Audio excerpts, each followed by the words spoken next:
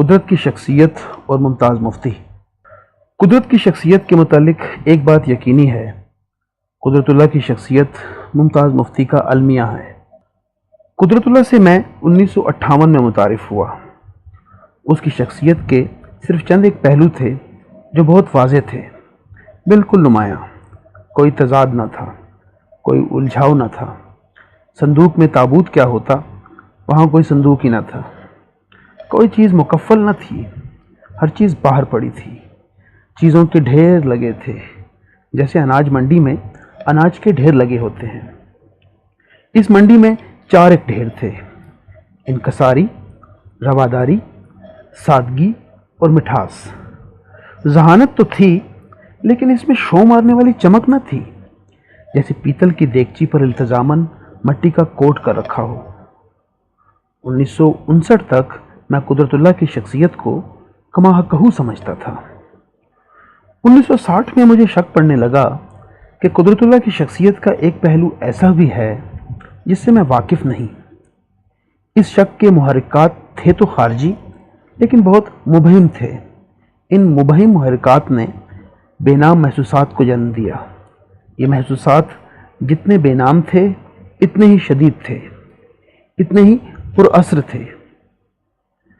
1961 میں دفعتاً میں نے شدت سے محسوس کیا کہ میں قدرت اللہ کی شخصیت کے صرف کچھ حصے سے واقف ہوں، ظاہری حصے سے، اور اس کی شخصیت کا نیوکلیس ایک ایسی سمت میں واقع ہے جو میری دسترس سے باہر ہے۔ اندازہ لگائیے، نفسیات کا ایک طالب علم جو تجزیہ شخصیت کا ذوم رکھتا ہو، اس کے لیے یہ احساس کس قدر تکلیف دہ ہوگا کہ وہ سمجھنے سے نہ سمجھنے کی سمت بہہ جا رہا ہے۔ ساری بات ہی عجیب تھی، تجزیہ شخصیت کے مسلمہ اصولوں سے ہٹ کر تھی۔ قدرت اللہ کی شخصیت میں دو رخی نہ تھی، تفریق و تقسیم نہ تھی۔ اس کی مخفی اور آشکارا شخصیتوں میں تضاد نہ تھا، اس کی ظاہری شخصیت میں کوئی الجھاؤ نہ تھا۔ پھر قدرت اللہ کی شخصیت کا اسرار کیا تھا؟ جبکہ تجزیہ شخصیت کے مسلمہ اصولوں کے مطابق اسرار کا کوئی جواز نہ تھا، مخفی شخصیت کے وجود کا جواز نہ تھا، پھر وہ مخفی شخصیت کیا تھی، کیوں تھی؟ عام طور سے ظاہری شخصیت مخفی شخصیت کو چھپانے کا سرپوش ہوتی ہے، اور نفس غیر شاعر کے ذریعے اس کی جھلکیاں نشر ہوتی رہتی ہیں۔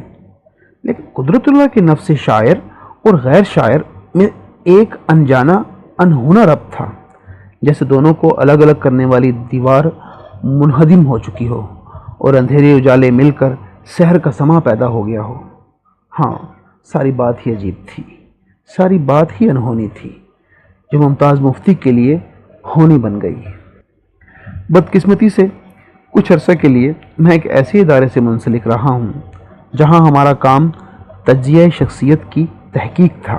اس ادارے میں تجزیہ شخصیت کے محققین کے خیالات، مفروضات اور تسلیم شدہ اصولوں کو جاننے کے علاوہ مجھے براہ راست 20 شخصیتوں کا تجزیہ کرنے کا موقع ملا تھا۔ قدرت اللہ کی شخصیت کے اس اسرار نے میرے ذوم کو پارا پارا کر دیا۔ آپ کے سینے میں رچے بسے ذوم کو ٹھیس لگے تو شخصیت کی ناؤ میں دراڑ پڑ جاتی ہے۔ نتیجہ یہ ہوا کہ قدرت اللہ کی شخصیت کو سمجھتے سمجھتے میری اپنی شخصیت ڈوب گئی۔ اب میری حیثیت ایک بوزویل کی ہے جو جانسن کو سمجھاتا نہیں، اسے جانتا ہے، مانتا ہے اور مناتا ہے۔ وہ کون کون سے خارجی واقعات تھے جنہوں نے اس احساس کو جنم دیا کہ قدرت اللہ کی شخصیت کا نیوکلیس ایک ایسی سمت میں وجود رکھتا ہے جس کا میں احاطہ نہیں کر سکتا۔ یہ ایک طویل داستان ہے جس کا تفصیلی ذکر اس مضمون میں ممکن نہیں۔ یہ تفصیلات علی پور کے ایلی کی دوسری جلد اور الکھ نگری کا موضوع ہے۔ علی پور کے ایلی کا عظیم ایکسپیرینس شہزاد تھا، اور الکھ نگری کے ایلی کا عظیم تر ایکسپیرینس قدرت اللہ ہے۔ قدرت اللہ کی شخصیت کے متعلق سب سے پہلی بات جو مجھے کھٹکی یہ تھی کہ قدرت ایک جانا اور مانا ہوا ادیب تھا۔ اس میں تخلیق کی صلاحیتیں واضح تھیں، اس قدر شوخ اور واضح کہ اس کے تخلیق کردہ ادب پارے چاند کے سامنے چراغ کی حیثیت رکھتے تھے۔ دونوں میں کوئی مناسبت نہ تھی۔ اس کے باوجود قدرت اللہ قطعی طور پر ادیب شخصیت کا حامل نہ تھا۔ تضاد اور شدت کسی شخصیت کے دو پایہ ستون ہیں۔ تضاد ایسا جیسے بچے کا جیب جس میں چاک، چنے، روشنائی، رنگین بنٹے، خالی گوٹ اور ٹوٹی ہوئی پھرکیاں ایک ساتھ پڑی ہوتی ہیں۔ شدت ایسی جیسے چیونٹیوں کا گھروندا جو اوپر سے ساکن ہے، اندر سے حرکت کے چکر چلتے ہیں۔ ادیب کی شخصیت فقیر خانے کے مصداق ہے، ایسا فقیر خانہ جس میں معذور شہنشاہ بستے ہیں، جس میں طرح طرح کی گڈڑیاں ہیں، رنگ رنگ کے پیوند ہیں، رنگ رنگ کے پیوند میں اپنے دکھ کو بھلانے کے لیے اور دوسروں کی توجہ اپنی طرف منعطف کرنے کے لیے قسم قسم کے ہتھ کنڈے عمل میں لائے جاتے ہیں۔ فرق صرف یہ ہے کہ فقیر باہر لنگڑاتا ہے، گھر میں دو پاؤں پر چلتا ہے، ادیب باہر دو پاؤں پر چلتا ہے، گھر آ کر لنگڑاتا ہے۔ بنیادی طور پر ادیب کی شخصیت ایک مظلوم شخصیت ہے۔ شدت کا کوڑا چلتا ہے، مظلوم حبشی چیختا ہے، قاری جھوم جاتا ہے۔ پھر عطا ہو، کوڑے کے درد کو بھلانے کے لیے ہر کسی نے اپنا اپنا طریقہ کار ایجاد کر رکھا ہے۔ یوں ادیب کی شخصیت پر انفرادیت کی چھاپ لگ جاتی ہے۔ کوئی علاج بالمثل پر یقین رکھتے ہوئے ابو الدکھ حفیظ کی طرح دکھ کی دکان سجا کر بیٹھ جاتا ہے۔ کوئی ثناء اللہ کی طرح جٹا دھاری روپ دھار کر لوہے کے گولوں کا تماشا دکھاتا ہے اور چلا چلا کر کہتا ہے، ہم ثناء اللہ نہیں، میرا جی ہیں۔ ثناء اللہ کون تھا؟ ہم اسے نہیں جانتے۔ کوئی اس عورت کی طرح جس نے محلے والوں کو اپنی انگوٹھی دکھانے کے لیے گھر کو آگ لگا دی تھی، کالی شلوار لہرا کر کہتا ہے، یار میری طرف دیکھو، میں پرس برانچ کے ناظم کو یہ شلوار نہ پہنا دوں تو میرا نام منٹو نہیں۔ کوئی اشفاق احمد کی طرح تلقین شاہیاں ایجاد کر لیتا ہے، کوئی سادھو منش نشا کی طرح سندباد جہازی کا بھیس بدل کر کہہ کی کبا اوڑھ لیتا ہے۔ قدرت اللہ میں نہ شدت تھی نہ تضاد، نہ اس میں چونٹیوں کے گھروندے کے چکر چلتے تھے، نہ مظلوم حبشی کراہتا تھا۔ اس نے کوئی گدڑی نہیں پہن رکھی تھی۔ اس کی شخصیت ایسا گھرانہ نہ تھی جس میں ادیب بستا ہے، جیسے کوئی ملا دو پیازا قصر شاہی میں آ ٹھہرا ہو اور تفریحاً ادیبوں سے دل لگی کرنے کے لیے ادب کی پھلجھڑیاں چلا رہا ہو، یا جیسے کوئی بیربل کسی کلندر کے آستانے میں آ رکا ہو۔ اگر وہ شخصیت ادیب کا گھر نہ تھی تو پھر کس کا گھرانہ تھا؟ وہ شاہ کون تھا؟ وہ فقیر کون تھا؟ وہاں کون رہتا تھا جو تخلیقی صلاحیتوں کے باوجود تخلیق کو اہمیت نہ دیتا تھا، جو تصنیف سے ذاتی اہمیت اخذ کرنے سے سراسر منکر تھا؟ قدرت اللہ کی شخصیت کے متعلق دوسری بات جو چکرا دیتی ہے عمومی شخصیت کے روزمرہ پہلو سے متعلق ہے۔ عام دستور ہے کہ شریف آدمی گھر میں، چائے خانے میں، ریستوران میں، پارک میں، اڈے پر یا پلیٹ فارم پر کہیں نہ کہیں کسی نہ کسی بہانے مل بیٹھتے ہیں، پھر کسی نہ کسی کا تذکرہ چھڑ جاتا ہے۔ شرپسندی کی وجہ سے نہیں، غیبت کے خیال سے نہیں، ویسے ہی وقت کاٹنے کے لیے، بات کرنے کے لیے، مل بیٹھنے کا بہانہ ڈھونڈنے کے لیے۔ اس اہلکار کی بات چھڑ جاتی ہے جو دام نہیں چام کی رشوت لیتا ہے۔ ایسے مغز بڈھے کا ذکر شروع ہو جاتا ہے جس کے شانوں پر سکول کی ٹیڈی جزیرے کے بڈھے کی طرح سوار ہے۔ ایسی معصوم محفلوں سے کون واقف نہیں؟ کون ہے جو ایسی رنگین گفتگو میں دلچسپی نہیں لیتا؟ اول تو ایسی بیٹھکوں میں آپ ہم سب کو کچھ نہ کچھ کہنا ہوتا ہے۔ اگر کوئی بھلا مانس ٹھنڈے خون کا مریض ہو اور گفتگو میں حصہ نہ لے سکے تو کم از کم وہ غور سے بات کو سنے گا، مسکرائے گا اور پھر مزید غور سے سنے گا۔ ایسی محفل میں نے کسی کو جمائی لیتے نہیں دیکھا سوائے قدرت اللہ کے۔ ارے قدرت اللہ کیا شے ہے! دانشور ہے، رنگین مزاج بھی ہے، طبیعت بھی شریفانہ ہے۔ پھر شریفانہ بیٹھک میں بیزاری کیوں؟ صرف جمائیاں ہی نہیں لیتا بلکہ اس قدر جسارت کے موضوع بدلنے کی کوشش کرتا ہے۔ یار دوستوں کی بات چھوڑیے، گھر کی بات لے لیجئے۔ گھر ایک مقدس جگہ ہے، مقدس اور اہم بھی۔ گھر میں فرصت کے وقت میاں بیوی دونوں مل بیٹھتے ہیں۔ پھر پڑوسیوں کی بات چل نکلتی ہے۔ اس جوان لڑکی کا تذکرہ چھڑ جاتا ہے جس پر بڑی منظور جوانی آئی ہے۔ اس بڈھے پینشنر کا ذکر کیا جاتا ہے جو جوں جوں بوڑھا ہوتا جاتا ہے تو نئے ولولے سے چوبارے کی کھڑکی میں کھڑا ہو کر مونچھ مروڑتا ہے اور گلیڈ آئی چمکاتا رہتا ہے۔ متصل رہنے والے جوڑے کی خست کی تفصیلات پر ہنسی کا دور چلتا ہے۔ رشتہ داروں کی چھوٹی چھوٹی کمینگیوں کا جائزہ لیا جاتا ہے۔ میاں کے دوستوں کا مضاحکہ اڑایا جاتا ہے۔ اس چھوٹی سی معصوم تفریح کی وجہ سے میاں بیوی ایک دوسرے سے قریب آ جاتے ہیں۔ دونوں میں رفاقت کا جذبہ بڑھتا ہے۔ لڑائی جھگڑے کے بغیر وقت کٹ جاتا ہے۔ گھر میں ایک ربط پیدا ہوتا ہے۔ یہ بظاہر چھوٹی سی بات بڑے عظیم نتائج پیدا کرتی ہے۔ خانہ آبادی کی ضامن بن جاتی ہے، گھریلو خوشی پیدا کرتی ہے، جینے کی آرزو بڑھاتی ہے۔ مجھے قدرت اللہ پر ترس آتا ہے، اس کا گھر کیسے چلتا ہوگا؟ وہاں دھول اڑتی ہوگی۔ قدرت اللہ کے گھر کے چند کوائف ملاحظہ ہوں۔ قدرت اللہ کی بیگم صاحبہ ڈاکٹر عفت شہاب MBBS ہیں، لیکن گھر میں کوئی بیمار پڑ جائے تو جوشاندے کا پیکٹ منگوایا جاتا ہے۔ مکہ معظمہ میں محترمہ ڈاکٹر کیمسٹوں کی دکانوں پر اسپغول تلاش کرتی ہیں۔ جب ہالینڈ میں مقیم تھی تو پاکستان سے ترپھلا منگاتی تھی۔ 5 روپے کے ترپھلا پر 30 روپے محصول ڈاک کا خرچ آتا تھا۔ محترمہ ڈاکٹر صاحبہ یوں شوقیہ نفل و نماز پڑھتی ہیں جیسے بچے میٹھی گولیاں چوستے ہیں یا دور جدید کے مریض وٹامن کھاتے ہیں۔ قدرت اللہ کا ایک بیٹا ہے جس کا نام ثاقب شہاب ہے۔ ماں باپ نے پیار سے بچے کا جو پیٹ نیم رکھا ہے وہ ملاحظہ ہو، مولوی صاحب۔ مولوی صاحب KG میں پڑھتے ہیں۔ عمر کے لحاظ سے ان کی معلومات بہت وسیع ہیں۔ اگر آپ مولوی صاحب کی بات سن کر پوچھیں میں آپ کو اس بات کا علم کیسے ہوا تو وہ ایک شان استغنا سے جواب دیں گے، سائنس پڑھتا ہوں، کوئی مذاق تھوڑا ہے۔ چند روز کی بات ہے، قدرت اللہ درزی کی دکان پر پتلون کا ناپ دینے گئے۔ مولوی صاحب بھی ہمراہ تھے۔ جب قدرت پتلون کی موری کے متعلق ہدایت دے چکے تو مولوی صاحب بولے، ابو اگر آپ غرارے پہنیں گے تو میں آپ کو اپنے ساتھ باہر نہیں لے جایا کروں گا۔ بڑی بڑی باتوں کی عظمت سے مجھے انکار نہیں، اونچے اور عظیم مقاصد، کردار کے اعلیٰ اوصاف، ان سب باتوں کا میں احترام کرتا ہوں۔ بہرحال اس بات سے انکار نہیں کیا جا سکتا کہ زندگی چھوٹی چھوٹی باتوں سے عبارت ہے اور شخصیت کے تمام تر حسن کا دار و مدار پھولوں پر نہیں بلکہ پتیوں پر ہے۔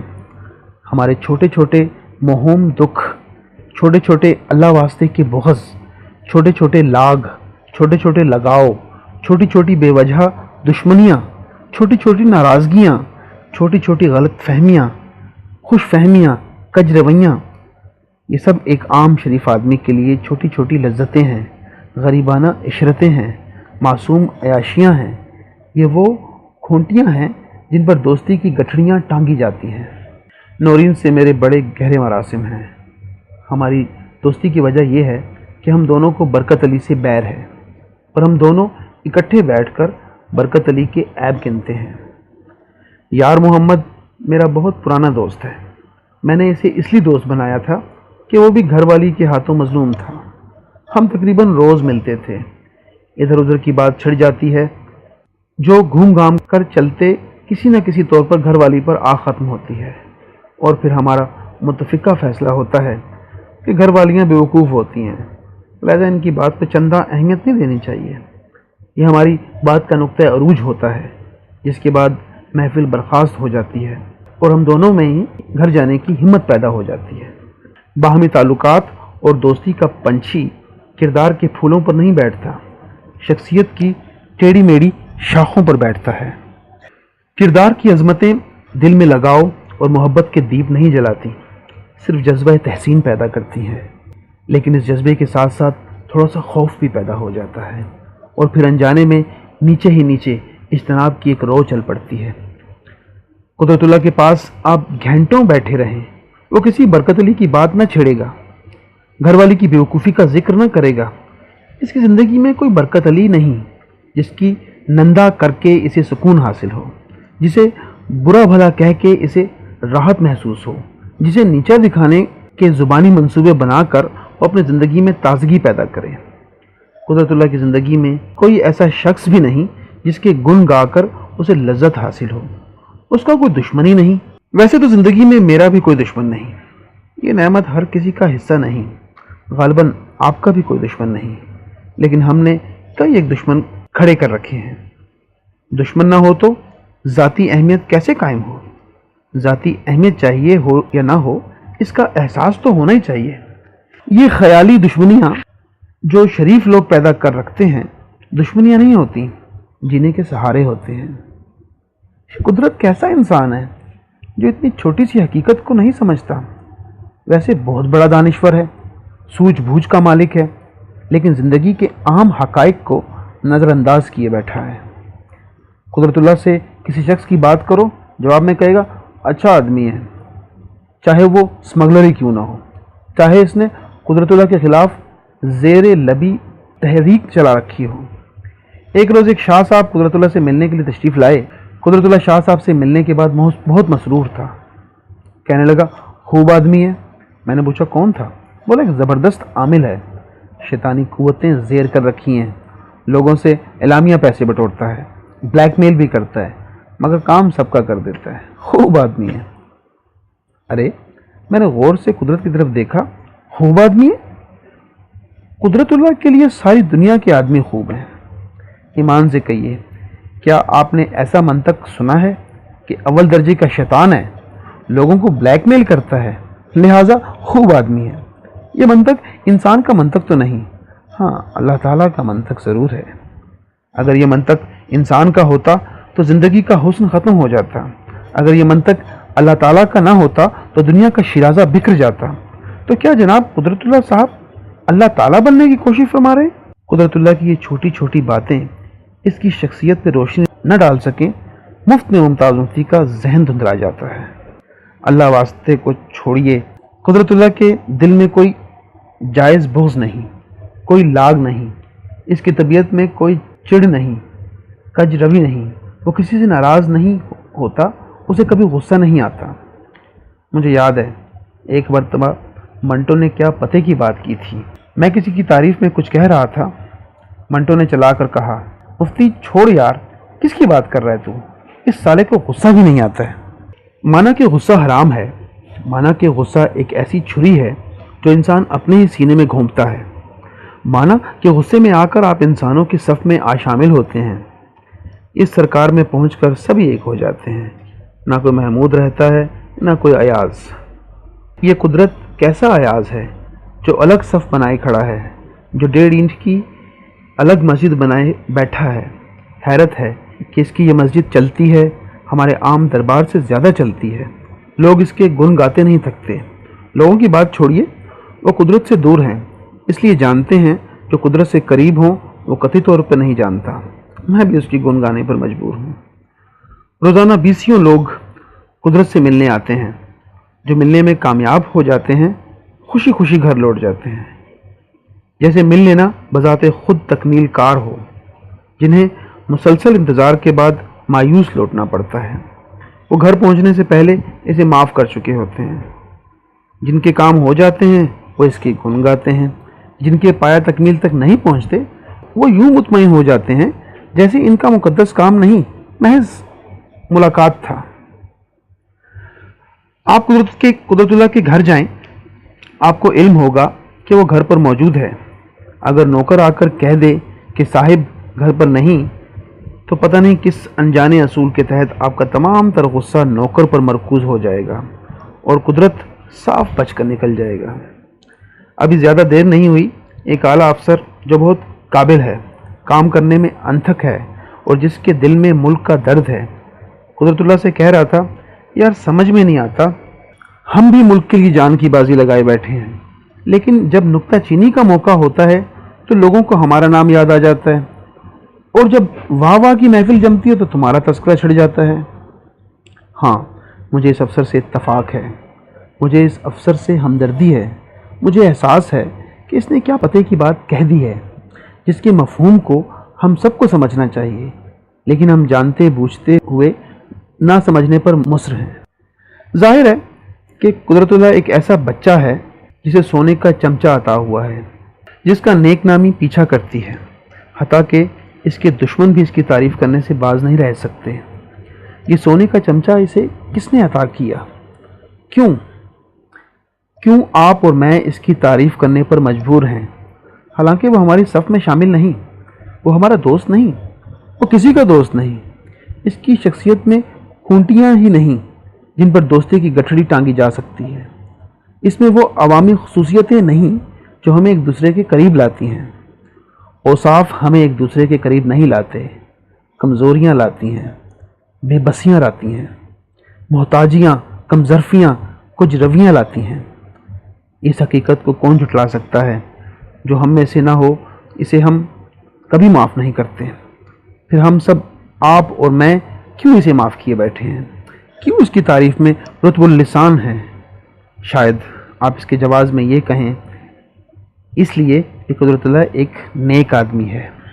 یقین جانیے میں بھی نیک آدمیوں کی عزت کرتا ہوں، انہیں احترام کی نظر سے دیکھتا ہوں، لیکن پتہ نہیں کیوں اگر وہ قریب آ جائیں تو گھبراہٹ سی ہوتی ہے، جی چاہتا ہے اٹھ کر چلا جاؤں، دور بھاگ جاؤں۔ پتہ نہیں کیوں مجھے خالص نیک آدمی سے عجیب سی بو آتی ہے۔ کوئی نیک آدمی آ جائے تو میں محسوس کرتا ہوں جیسے اس کا بند چلا کر کہہ رہا ہو، ہٹ جاؤ، بچ جاؤ، نیک آدمی آ رہا ہے۔ پتہ نہیں نیکی کی یہ خصوصیت ازلی ہے یا رسمی۔ بہر صورت نیک آدمی سے بو آتی ہے، بدبو نہیں، خالی بو۔ یہ بھی ممکن ہے کہ وہ خوشبو ہو، لیکن وہ اتنی تیز ہوتی ہے اور اس قدر شدت سے آپ پر حملہ کرتی ہے کہ خوشی کا عنصر ختم ہو جاتا ہے اور بو سے چاروں طرف بھر جاتے ہیں۔ پتہ نہیں کیوں خاص نیک آدمی میں نیکی کے اتنے ڈھیر لگ جاتے ہیں کہ آدمی دب جاتا ہے۔ چاہے کوئی خصوصیت ہو جو آدمی کو دبا دے، چاہے وہ خصوصیت کتنی ہی مثبت کیوں نہ ہو، وہ وصف کتنا ہی عظیم کیوں نہ ہو، اگر وہ آدمی کو دبا دے تو افرید کا شبہ ہونے لگتا ہے۔ بے شک قدرت اللہ نیک آدمی ہے، لیکن حیرت کی بات ہے کہ اس میں سے بو نہیں آتی، اس کے قریب جا کر گھبراہٹ نہیں ہوتی۔ دور بھاگنا تو درکنار، پاس بیٹھنے کو دل چاہتا ہے۔ آخر کیوں؟ قدرت اس اصول سے مستثنیٰ ہے۔ کیوں مستثنیٰ ہے؟ قدرت سے بو کیوں نہیں آتی؟ نیکی کے ڈھیر تو لگے ہیں، لیکن آدمی ان ڈھیروں تلے دبنے کے برعکس ڈھیر کے اوپر بیٹھا ہے، جیسے وہ ڈھیر اس کا پایہ ستون ہو۔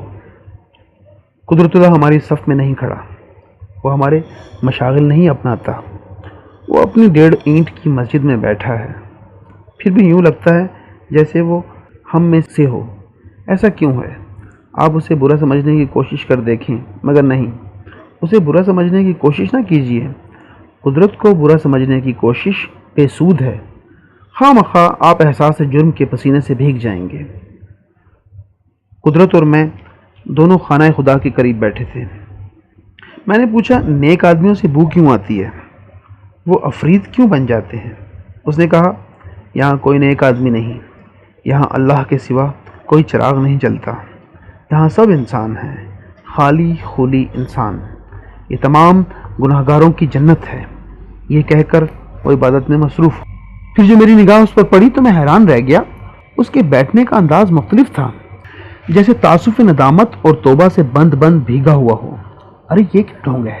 جو شخص عام انسانی کمزوریوں سے بھی محروم ہو وہ یوں بیٹھے جیسے مجھ سے بھی بڑا گناہ گار ہو۔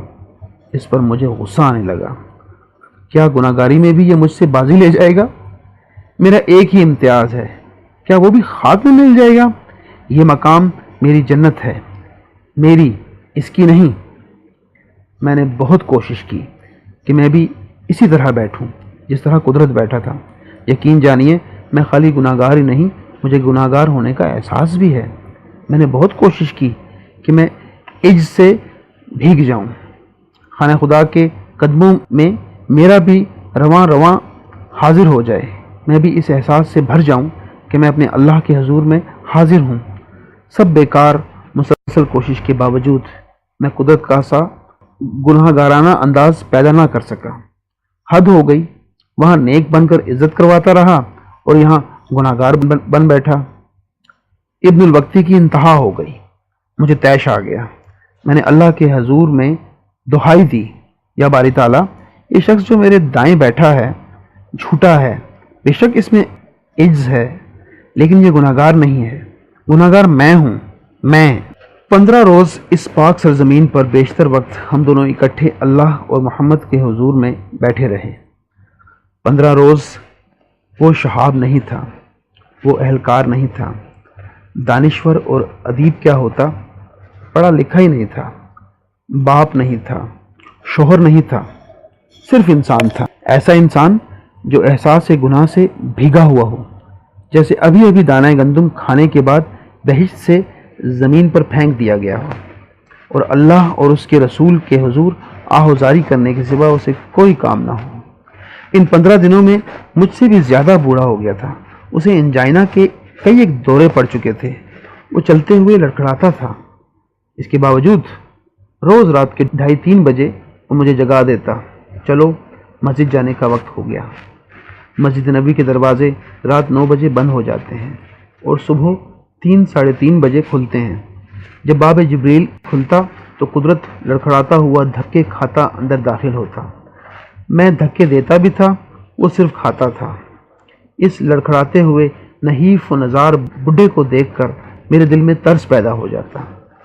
سبز جالی کے قریب وہ ایک جگہ نفل پڑھتا، دوسری جگہ دعا پڑھتا اور پھر فاتحانہ انداز میں مجھ سے کہتا، چلو اب مسجد میں چلیں۔ یہیں کیوں نہ بیٹھیں؟ میں نے پہلی مرتبہ کہا۔ نہیں، وہ بولا، دوسروں کو بھی موقع دینا چاہیے۔ ایک روز رات کے 9 بجے سفارہ پاکستان کا ایک اہلکار ہماری قیام گاہ پر آیا، کہنے لگا، شاہ فیصل نے پاکستان کے معزز مہمانوں کے لیے مسجد نبوی کو رات کے 10 بجے کھولنے کی اجازت مرحمت فرمائی ہے، آپ اطمینان سے جہاں چاہیں نوافل پڑھ سکیں گے، تشریف لے چلیے۔ قدرت پر ایک عجیب سی گھبراہٹ طاری ہو گئی۔ اس نے معذرت کی، کہنے لگا، آپ کا بہت بہت شکریہ، لیکن میری طبیعت اچھی نہیں ہے۔ اس رات 3 بجے اس کی طبیعت حسب معمول اچھی تھی اور وہ باب جبرائیل سے داخل ہوتے ہوئے دھکے کھا رہا تھا، لڑکھڑا رہا تھا۔ ظاہر تھا کہ اسے گوارا نہ تھا کہ باب جبرائیل سے آستانہ مبارک میں کسی خصوصی حیثیت سے داخل ہو۔ آستانہ مبارک میں دھکے کھاتے ہوئے، لڑکھڑاتے ہوئے، نحیف و نزار عام انسان کی حیثیت سے داخل ہونا، یہی اس کی معراج تھا۔ آپ ہی فیصلہ کیجئے، کیا ان تفصیلات سے قدرت اللہ کی شخصیت کی گتھی سلجھتی ہے؟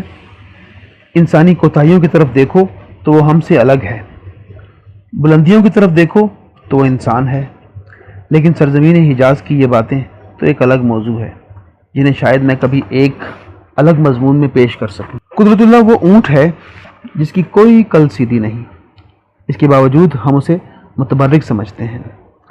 اس بات میں یقیناً آپ مجھ سے متفق ہوں گے کہ ہر انسان کا جی چاہتا ہے کہ دوسروں کو نصیحت کرے۔ دوسروں کو نصیحت کرنا ایک انسانی خواہش ہے، ایک معصوم عشرت، ایسی لذت جس میں نہ ہینگ لگے نہ پھٹکڑی، اور رنگ بھی چوکھا آئے۔ جس کو نصیحت کی جائے اس کا کچھ نہیں بگڑتا، چاہے وہ نصیحت پر قطعی طور پہ عمل نہ کرے، چاہے گھر جا کر اس کا مضحکہ اڑائے، چاہے اس کان سنے اس کان اڑا دے، لیکن نصیحت کرنے والے کی چند ساعت کے لیے ایک حیثیت بن جاتی ہے۔ احساس برتری کی ایک رو چلتی ہے، خون میں گرمی پیدا ہو جاتی ہے، آنکھوں میں روشنی چمکتی ہے، چند ساعت کے لیے گزشتہ تلخیاں معدوم ہو جاتی ہیں، جینے کا حوصلہ پیدا ہوتا ہے۔ یہ چھوٹی سی عشرت کس قدر معصوم اور کس قدر اور کتنی صحت بخش ہے۔ میرا بھی جی چاہتا ہے ہر کسی کو نصیحت کروں، ہر آتے جاتے کو روک کر کہوں، نہ بھائی اس طرح نہیں کیا کرتے۔ بچپن میں جب میرے بزرگ مجھے نصیحتیں کیا کرتے تھے تو مجھے اس بات پر غصہ آتا تھا کہ خود تو کرتے نہیں، مجھے کرنے کے لیے کیوں کہتے ہیں۔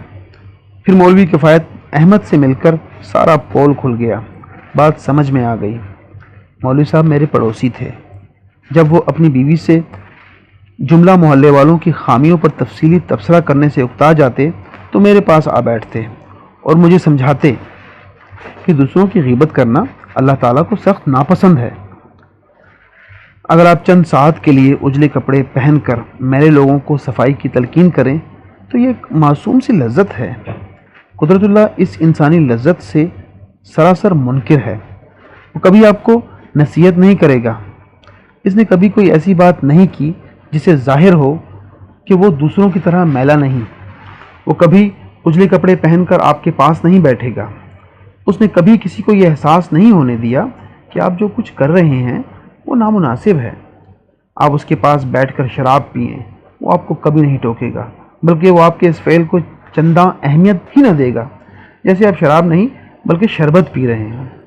آپ اس کی موجودگی میں کفر و الحاد کی باتیں چھیڑ دیں، چپ چاپ بیٹھا سنتا رہے گا، اور نماز کے وقت باتھ روم کا بہانہ کر کے خلوص اور خشوع سے سجدہ ادا کرنے کے بعد واپس آ کر اسی توجہ سے آپ کی باتیں سننے لگے گا۔ اگر کفر و الحاد کی باتوں میں گستاخی کا عنصر ناقابل برداشت ہو جائے تو بڑی چابک دستی سے موضوع بدل دے گا، اور آپ کو یہ احساس بھی نہ ہوگا کہ موضوع بدلا نہیں بلکہ بدل دیا گیا ہے۔ ہاں، ایک مرتبہ قدرت اللہ نے مجھے نصیحت کی تھی۔ اس کے قوائف بھی کافی سبق آموز ہیں۔ اس نصیحت کو حاصل کرنے کے لیے مجھے گھنٹوں محنت کرنی پڑی، جیسے کہ ایک بوند کی امید میں سوکھے ہوئے لیموں کو دبا دبا کر انگلیاں تھک جاتی ہیں۔ ہم دونوں مسجد نبوی میں بیٹھے تھے۔ مسجد نبوی میں وہ ہمارا آخری دن تھا۔ میں نے کہا، اس مقدس زمین سے کچھ لے کر جانا چاہیے۔ اچھا؟ وہ بولا، ایسی چیز جو زندگی بھر ساتھ رہے۔ ہاں، وہ بولا، زندگی بھر ساتھ رہے۔ کیا حرج ہے؟ اس نے جواب دیا۔ کیا لے کر جاؤں؟ کیا لے جانا چاہتے ہیں آپ؟ کوئی ایسی چیز جسے میں نبھا سکوں۔ ہاں، یہ تو ہے، صوم و صلات نہیں لے جا سکتا۔ کیوں؟ مجھ سے نبھے گا نہیں۔ اچھا، مشکل ہے، بے قاعدہ آدمی کے لیے مشکل ہے۔ ہاں، بے قاعدہ آدمی کے لیے مشکل ہے۔ کوئی کردار کی بات ہو۔ ہاں، کردار کی بات ہو۔ کردار کی بات سب سے بڑی سنت نہیں کیا؟ ہاں، سب سے بڑی سنت ہے۔ مثلاً کیا ہو؟ میں نے پوچھا۔ کیا ہو؟ وہ سوچ میں پڑ گیا۔ کیا ہو سکتا ہے؟ مثلاً یہ کہ دل میں کسی کے بارے میں میل نہ آنے دوں۔ کیا ایسا ہو؟ کیوں؟ کیا خیال ہے؟ ہاں، کچھ ایسا ہو، وہ بولا، کوئی واضح بات ہو جس کے خد و خال واضح ہوں۔ وہ بولا، ایک بات سمجھ میں آتی ہے۔ وہ کیا؟ اگر آپ پسند کریں تو۔ ہے کیا؟ میں نے پوچھا۔ یہ کہ دوسروں سے خوش نہ رہ سکا تو کم از کم کسی سے ناخوش نہ رہوں گا۔ دفعتاً مجھے خیال آیا کہ یہی تو قدرت اللہ کے کردار کی سب سے بڑی خصوصیت ہے۔ وہ ہر شخص سے خوش رہتا ہے۔ میں نے کبھی نہیں دیکھا کہ وہ کسی سے ناخوش ہو۔ قدرت اللہ کی محبت کے قوائف انوکھے ہیں۔ ویسے تو بظاہر ہر شخص کی محبت کے قوائف انوکھے ہوتے ہیں۔ کوئی محبوبہ کو فرشتوں کی سی پاکیزگی بخش کر اپنے آپ پر حرام کر لیتا ہے اور بقیہ زندگی آہیں بھرنے اور غم کھانے کی لذت کے لیے وقف کر دیتا ہے۔ کوئی محبوبہ کو بیوہ کی حیثیت عطا کر کے روز دل پر تازہ چوٹ کھانے کا سامان پیدا کرتا ہے۔ کوئی پھول کی خوشبو سے مستی اخذ کرتا ہے۔ کوئی پتیاں نوچنے کی لذت اپنا لیتا ہے۔ کوئی کلی کلی رس چوستا ہے۔ لیکن یہ دلچسپ قوائف محبت کے نہیں بلکہ جنس کی آمیزش سے پیدا ہوتے ہیں۔ محبت بذات خود پھیلے ہوئے ساکن سمندر کی طرح ہماگیر جذبہ ہے۔ جب محبت میں جنس کا خمیر اٹھتا ہے تو طوفان چلتے ہیں، چھینٹے اڑتے ہیں، جھاگ پیدا ہوتا ہے۔ یوں محبت کے قوائف مرتب ہوتے ہیں۔ قدرت ایک ازلی محبوب ہے۔ یہ شمع پروانوں کو دعوت دینے کے لیے جلتی ہے۔ پروانے اکٹھا ہو جائیں تو اس کی تمام تر توجہ اس بات پر مرکوز ہو جاتی ہے کہ شعلے کی آگ کو جذب کر کے معدوم کر دے تاکہ صرف روشنی ہی روشنی باقی رہ جائے۔ ٹھنڈی روشنی جو جلاتی نہیں بلکہ منور کر دیتی ہے۔ شعلے کی آگ کو نور میں بدلنے کے عمل میں قدرت اذیت کے جن مراحل سے گزرتا ہے انہیں بیان کرنا میرے بس کی بات نہیں۔ قدرت اللہ ایک ایسا انوکھا تپسوی ہے جس کی اپنی خواہش ہے کہ کوئی راج نرتکی اس کے گیان دھیان کو توڑنے کے لیے اس کے گرد ہروے کا ناچ ناچ کر ہار جائے اور پھر دھیان توڑنے والی تپسوی کے چرنوں میں خود دھیان لگا کر بیٹھ جائے اور بالآخر تپسوی سے بے نیاز ہو جائے۔ اس لحاظ سے قدرت اللہ ایک عطیہ چار ہے جو ازلی خواہش سے بے نیاز ہونے کے لیے عورت کو استعمال میں لاتا ہے، جو تن کی آگ کو نور میں بدلنے کے لیے انسانی شعلے کو قرب کی دعوت دیتا ہے۔ وہ ایک انوکھا فنکار ہے جو آگ کو آگ سے بجھاتا ہے، ڈوبنے سے بچنے کے لیے پانی میں چھلانگ لگا دیتا ہے۔ میں نے ان آنکھوں سے اسے گیان دھیان میں سرشار بدھ بنے دیکھا ہے۔ میں نے راج نرتکیوں کو اس کے گرد ہروے کا ناچ ناچتے دیکھا ہے۔ ایسی راج نرتکیاں جن کے ایک آسن کا متحمل ہونا بعد قیاس معلوم ہوتا تھا۔ آگ کو نور میں بدلنے کی جان کا جدوجہد میں نے اسے ساحل کی تپتی ریت پر مگرمچھ کی طرح تڑپتے دیکھا ہے۔ بیشتر راج نرتکیاں ہار کر انا کے بندھن سے آزاد ہو گئیں اور فریضہ حج ادا کر کے زندگی کے پرسکون حجروں میں سما گئیں۔ ایسی بھی تھیں جو اپنی ہار کو برداشت نہ کر سکیں اور مایوسی میں خواب آور گولیوں کے سہارے کی طرف بڑھیں۔ میری آخری دلیل بظاہر بےحد بودھی ہے۔ یہ دلیل دوسروں کے بیانات پر مبنی ہے۔ یہ بیانات عقل و ادراک سے عاری معلوم ہوتے ہیں، لیکن میں یہ تسلیم کرنے پر مجبور ہوں کہ ان سری بے مقصد بیانات نے مجھے بےحد متاثر کیا ہے، اگرچہ اب بھی کبھی کبھار بیٹھے بٹھائے مجھے یہ بیانات مضحکہ خیز معلوم ہونے لگتے ہیں۔ یہ 1958 کی بات ہے جب قدرت اللہ نے مجھ سے ملنا شروع کیا اور ہم تقریباً روز ملتے تھے۔ ان دنوں میں کراچی میں ناظم آباد میں مقیم تھا۔ 2 روز کے لیے میرے ہاں ایک مہمان آ ٹھہرے۔ یہ صاحب شور کوٹ کے کسی بزرگ کے بڑے قائل تھے، بات بات پر ان کا تذکرہ چھیڑ دیتے۔ انہوں نے مجھے مجبور کیا کہ میں شور کوٹ کے بزرگ کو خط لکھوں اور دعا کے لیے درخواست کروں۔ جان چھڑانے کے لیے میں نے ایک مختصر سا روکھا سا خط لکھ دیا۔ چند روز بعد ان کا جواب موصول ہوا۔ لکھا تھا، آپ جن صاحب سے آج کل مل رہے ہیں انہیں ہمارا سلام کہیے۔ یہ شخص مدینے کا خاص غلام ہے۔ یہ شخص دنیا بھی لوٹ کر لے گیا اور دین بھی۔ اس خط کو پڑھ کر میں حیران رہ گیا۔ کیا وہ قدرت اللہ کی بات کر رہے تھے؟ دین کا تو مجھے علم نہ تھا، لیکن جو دنیا قدرت میں لوٹی تھی اس سے میں خاصا واقف تھا۔ ان دنوں قدرت اللہ صدر کا سیکرٹری تھا۔ وہ اپنے دفتر میں یوں داخل ہوا کرتا تھا جیسے جونیئر کلرک جو لیٹ آیا ہو اور ڈرتا ہو کوئی اسے دیکھ نہ لے۔ اس کی افسری برائے نام معلوم ہوتی تھی۔ وہ خود جیسے اپنی افسری پر معذرت خواہ تھا۔ جب پہلی مرتبہ میں نے قدرت اللہ کو فون کرتے دیکھا تو مجھے لالا رام لال یاد آ گئے۔ لالا رام لال ہمارے ہیڈ ماسٹر تھے۔ جب کبھی لالا جی کو کسی افسر کا ٹیلی فون آتا تو لالا جی لپک کر پگڑی اٹھاتے، اسے سر پر رکھ کے ننگے پاؤں کھڑے ہو جاتے اور فون پر کہتے، جی مہاراج، میں لالا رام لال بول رہا ہوں مہاراج۔ اگرچہ بظاہر قدرت پوری طرح سے سوٹ بوٹ میں ملبوس تھا، لیکن انداز سے ظاہر ہو رہا تھا اس کے پاؤں ننگے ہیں، سر پر بھاری پگڑی رکھی ہوئی ہے اور وہ باادب کھڑا کہہ رہا ہے، جی مہاراج، میں لالا رام لال بول رہا ہوں۔ صاحب کی بلاوے پر میں نے قدرت اللہ کو کاپی پینسل اٹھا کر صدر کے کمرے کی طرف جاتے ہوئے دیکھا ہے، جیسے کسی کلرک کو عارضی طور پر پی اے کا کام مل گیا ہو۔ یہ حال تھا قدرت اللہ کی افسری کا۔ حقیقت یہ ہے کہ اس کی شخصیت میں حکومت یا افسری کا کوئی عنصر ہی نہیں تھا۔ نفسیاتی تحقیق کے ادارے میں جہاں میں کام کیا کرتا تھا، امیدواروں کی تجزیاتی رپورٹ میں ایک خانہ ہوتا تھا جس میں لکھا ہوتا تھا، کیا امیدوار میں افسر بننے کی صلاحیت ہے؟ افسر بننے کی صلاحیت کے قوائف کیا تھے؟ 1. احساس نہ ہو، 2. شدت نہ ہو، 3. پچھتانے کی عادت نہ ہو، 4. طبیعت میں ادبی یا فنکارانہ رنگ نہ ہو، 5. اپنے آپ کو کمتر نہ سمجھے، 6. فوری فیصلہ کر سکے چاہے غلط ہو، 7. اس بات پر یقین رکھتا ہو کہ جو میں کرتا ہوں درست ہے، 8.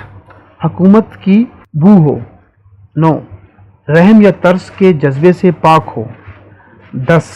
انصاف کے بجائے ایڈمنسٹریشن کی لگن ہو۔ اگر آئی سی ایس کے امتحان میں قدرت اللہ کی شخصیت کی رپورٹ مجھ سے لکھوائی جاتی تو میں لکھتا، امیدوار میں افسر بننے کی صلاحیت نہیں۔ رہا ذہانت کا معاملہ تو میں تسلیم کرتا ہوں کہ قدرت اللہ بےحد ذہین ہے۔ بے شک افسر میں ذہانت کا ہونا ضروری ہے، لیکن اتنی نہیں جتنی قدرت اللہ میں ہے۔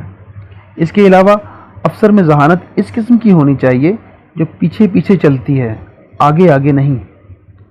قدرت اللہ اپنی ذہانت یوں چھپا چھپا کر رکھتا ہے جیسے وہ چوری کا مال ہو۔ آپ تو جانتے ہی ہیں کہ ذہانت چھپانے کی چیز نہیں، وہ تو ایک زیور ہے۔ اسے دانشور ماتھے پر ٹکے کی طرح لگاتے ہیں، اس کی نمائش کرتے ہیں، اس سے شخصیت کا حسن عکس کرتے ہیں۔ مگر یہ قدرت اللہ کیا چیز ہے کہ ماتھے کا ٹیکا کوٹ کے اندر کی جیب میں چھپا کے رکھتا ہے۔ دنیا لوٹنے کی بھی ایک تفصیل سن لیجیے۔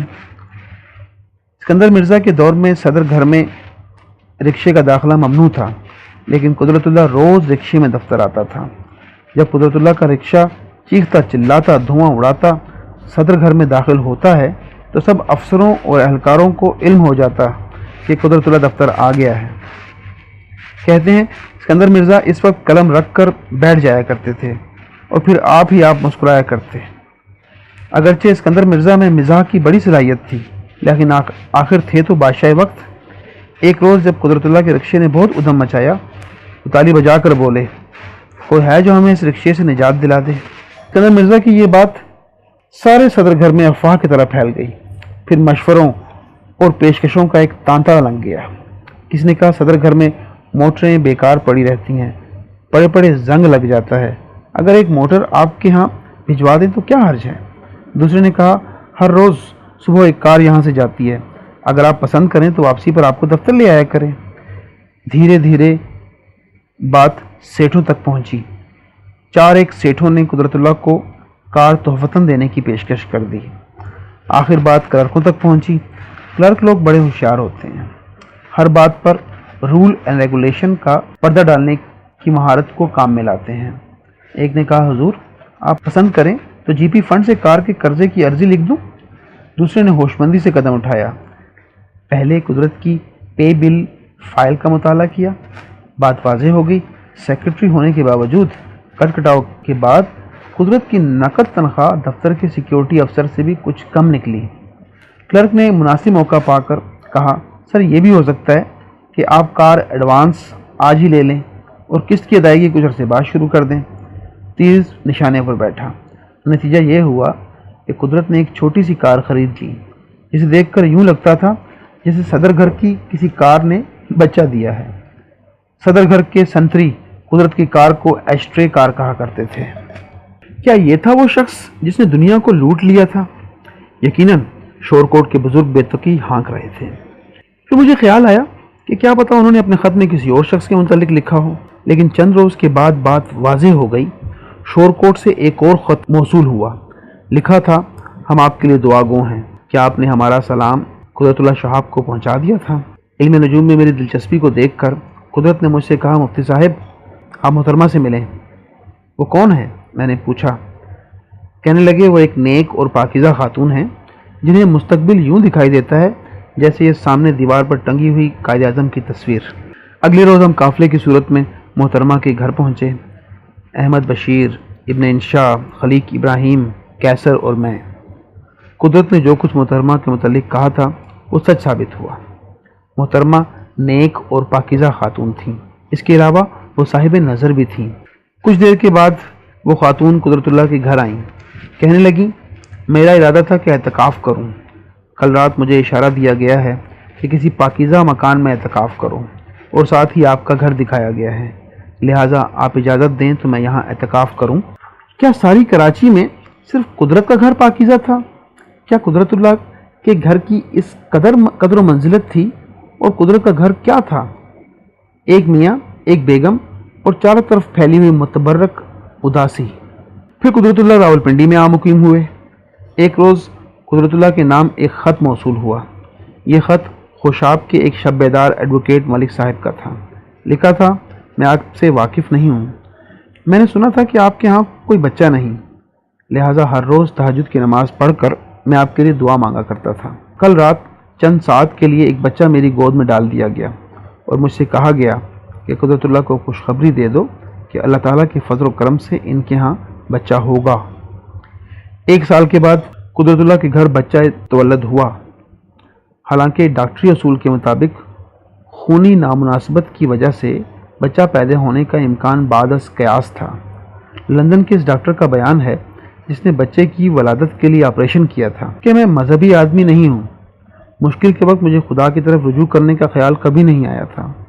معجزہ میرے لیے ایک بے معنی لفظ ہے، چونکہ میں حقائق کی دنیا میں رہنے کا عادی ہوں دعا کے مفہوم سے میں آشنا نہیں۔ پتہ نہیں اس روز مجھے کیا ہوا، جب میں ڈاکٹر عفت شہاب کی بے جان بچے کو شیشے کے مرتبان میں ڈال کر مسلسل 4 گھنٹے اس کے پاس بیٹھا رہا، انجانے میں نے انگلی پر انگلی رکھ کر صلیب کا نشان بنایا۔ میرے دل کی گہرائیوں سے ایک انسنی انجانی آواز ابھری، یا خدا اس بچے کو زندگی دے۔ 4 گھنٹے میں یوں ہی بیٹھا رہا، اس بچے کے پاس بیٹھا رہا جس کی زندگی کی کوئی امید نہ تھی۔ میری انگلیاں صلیب بنی رہیں، وہی انجانی آواز میرے دل کی گہرائیوں میں گونجتی رہی۔ پھر 4 گھنٹے بعد جب پہلی مرتبہ بچے میں حرکت پیدا ہوئی تو پتہ نہیں کیوں میری آنکھیں شکر گزاری کے آنسوؤں سے پرنم ہو گئیں۔ کچھ سمجھ میں نہیں آتا تھا شب بیدار عابد قدرت اللہ میں دلچسپی کیوں لے رہے تھے، پاکیزہ خواتین کو اعتکاف کے لیے قدرت اللہ کا گھر کیوں دکھایا جا رہا تھا۔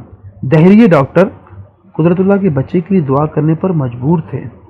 قدرت اللہ کون ہے؟ میرے سامنے ایک سوال آ کھڑا ہوا۔ پھر بھائی جان نے اس سوال پر گویا مہر ثبت کر دی۔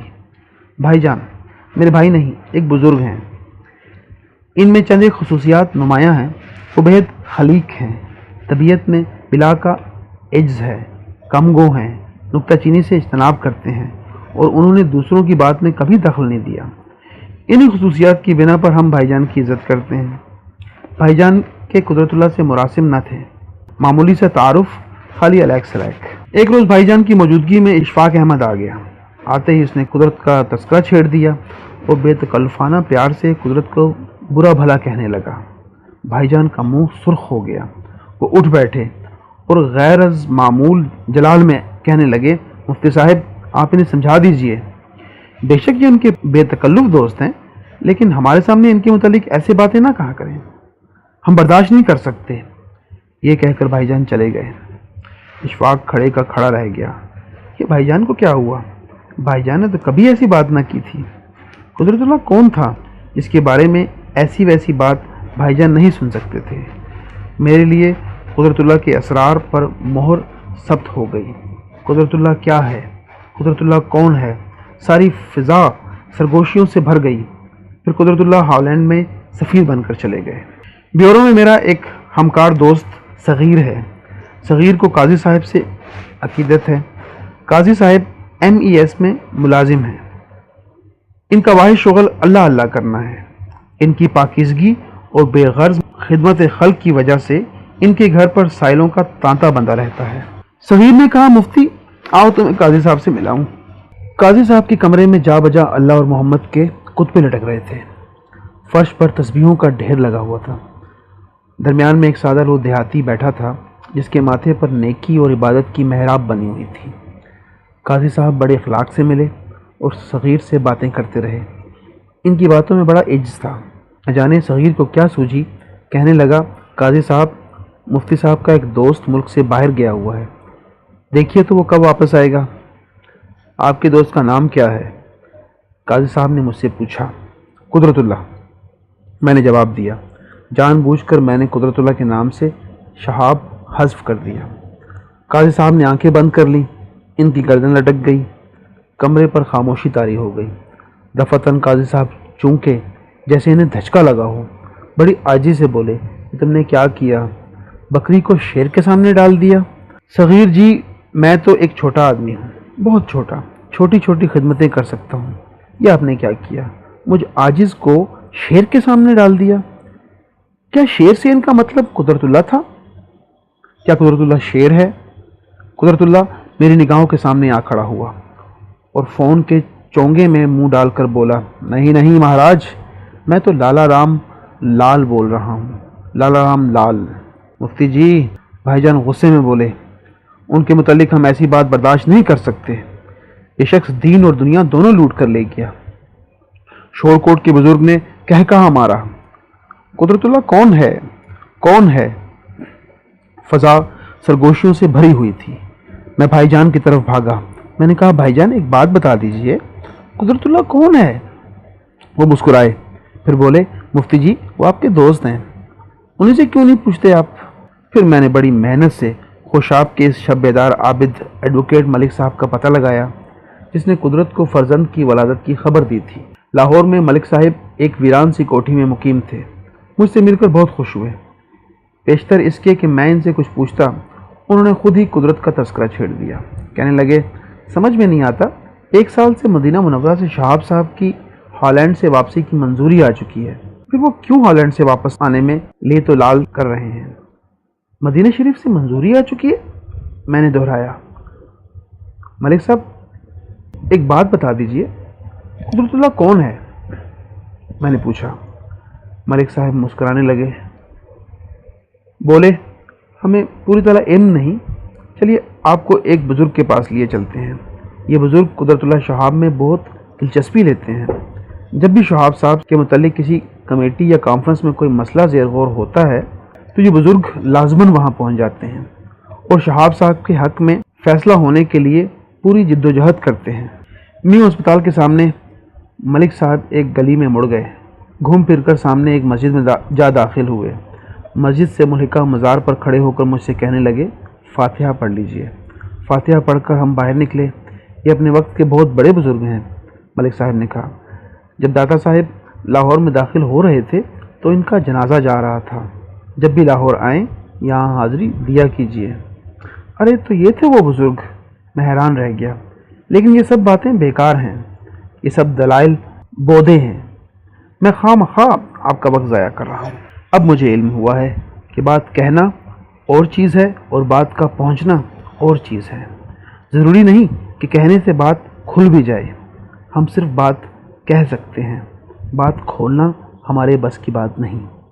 گزشتہ 7 سال سے میں نے چیخ چیخ کر بات کہی ہے، اپنے دوستوں سے کہی ہے، قاری سے کہی ہے، قدرت کے عزیزوں سے کہی ہے، سب میری بات کو سن کر مسکرا دیتے ہیں۔ اب میں نے جانا ہے کہ بات کہنے کا کوئی فائدہ نہیں جب تک پہنچانے والے کو بات کھولنا منظور نہیں۔ شکریہ۔